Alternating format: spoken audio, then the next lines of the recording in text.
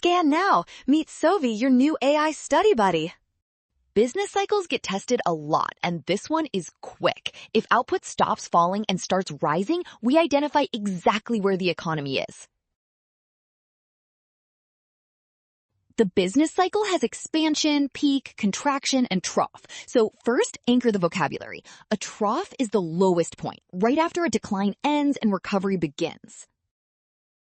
Months of declining real output describe a contraction, but the phrase begins to increase again means that contraction has stopped, so the economy is no longer falling deeper.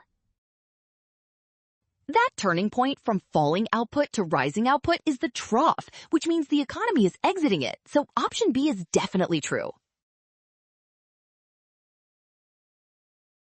Well done! Option B. Scan now, watch signs, avoid rush. Trust given information and check the steps, because turning upward means exiting the trough.